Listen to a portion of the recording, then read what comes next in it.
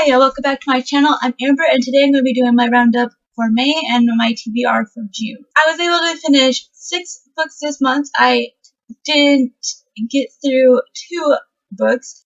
I am pretty satisfied with my reading, although not so much with how well the books met my satisfaction. Before I jump in, I have links to all my reviews and weekly roundups. I did one weekly roundup, and the first 3 books were in that. Then I did individual reviews for 2 or 3 books, I believe.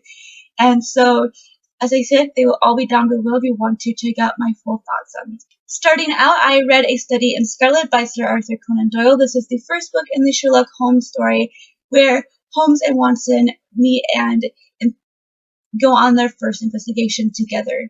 I sort of enjoyed this story. It was pretty dry, the writing style that is, and I am not sure if I'm going to actually go on with the rest of the stories.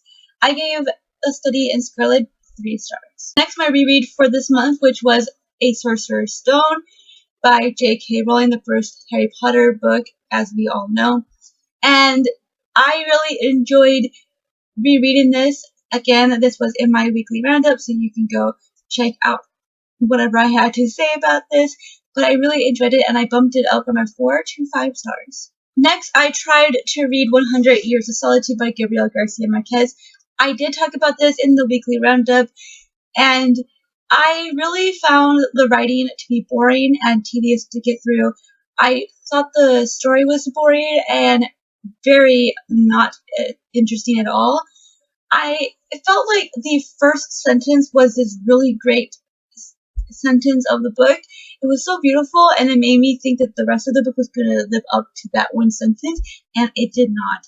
I was really expecting a lot from this book. I've heard a lot of good things, and that one sentence is just so beautiful, and I don't know, it really hooked me, and I don't know what happened, but because I only got to 49 pages, I feel like I do need to give it another try, but that probably won't be happening until maybe next year.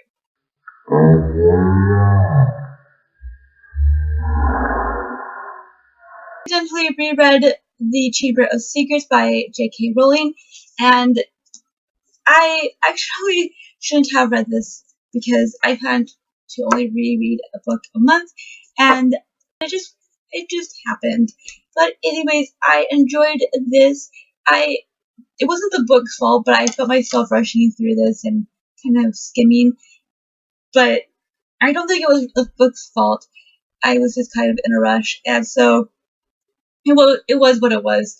And I still kept it at 4 stars because for me, the actual plot of this book didn't really start until the last half of the book. And I'm not saying it's a negative. It's just that there was this hook, kind of a warning at the beginning, and then it kind of gets laid to the side for quite some time. And I don't know. Like I said, I don't think it's a negative because Harry got a chance to be normal, and he was dealing with other issues, and so it was what it was. As I said at the beginning, I did give this 4 stars the first time, and I kept it at that rating. I also picked up The Golem and the Genie by Helene Becker. I did do a full review. Go check that out. I really felt like this was a mundane story, which, with the kind of story it really is, shouldn't have come off that way at all. I felt like the writing was mundane, the story itself went on a very mundane route. I really was expecting a lot from the writing because of the story, and I don't know, it just wasn't what I was, and I am more coherent in my full review, so again, if you want to hear my full thoughts, you can go check that out. But I did give this a 2 to 3-ish in that area, because in the end, it was pretty entertaining to a point. Sarah's Key by Tatiana de Rosnay. I did a full review on this one also, so please go check that out if you want to hear more of my thoughts. I felt that the actual story of the Filthy Heap got overshadowed by Julia's melodramatic life and complaints and the selfishness that was portrayed through how she never once saw where her part played in the problems in her relationship, and never once did she ever come to that realization. There was really no growth in her, I feel. I just didn't like that there was enough focus on the actual subject, the actual story, which I felt could have gotten so much more, and it just kind of all fell apart for me. So I ended up giving this 2 stars. The last book that I read this month is The Samurai's Garden by Gail Tsukiyama. I think that's how you pronounce her last name. I apologize if I got it wrong. Anyways, this book is about Stephen, who is a young Chinese man who is recovering from tuberculosis.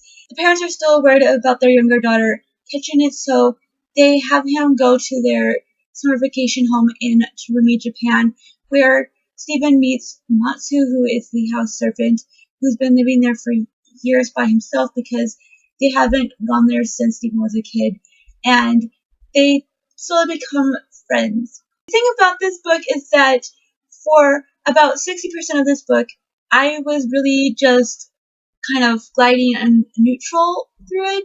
I was kind of like, interesting, but no big deal.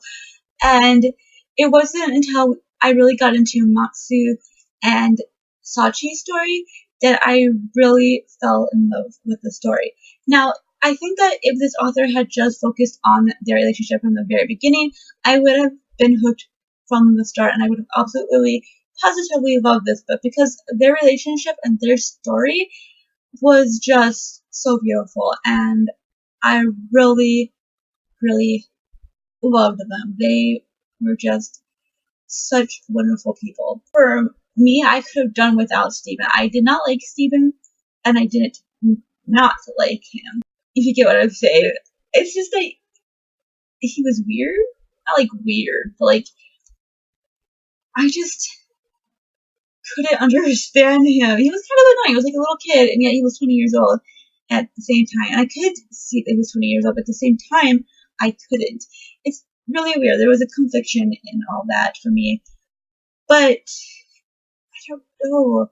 There was the whole fact that Japan was at war with China at this time, and the situation there, which at the same time was brought up, but wasn't dealt with in a way. And then you had Sachi with her situation that was brought up, which was dealt with in more depth, of course. And that aspect I was so intrigued with, and also it was really disturbing and sad to think about.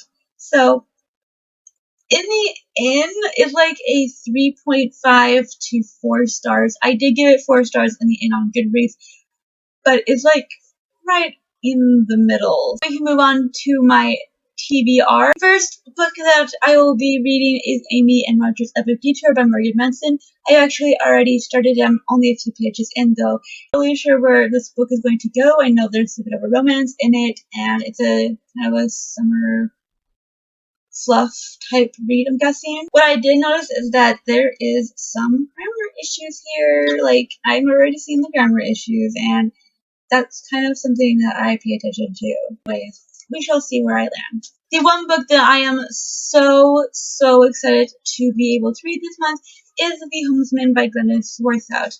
Not only does this book sound interesting, it was made into a film that Tommy Lee Jones stars in, and any film that Tommy Lee Jones stars in, I will watch. So this will happen once I have read this book. I kind of feel bad that the film is making me more excited than the book, but it is what it is. And also, what really kind of shocked me was the fact that he wrote The Shootist, and I didn't even know that was a book. I watched The Shootist with John Wayne, and I really enjoyed that film. John Wayne rocked that role. I think he did such a great job, and I didn't know it was based off of a book, so I will be reading that book as soon as I can. The third book will be On the Night Plane by J. Robert Lennon.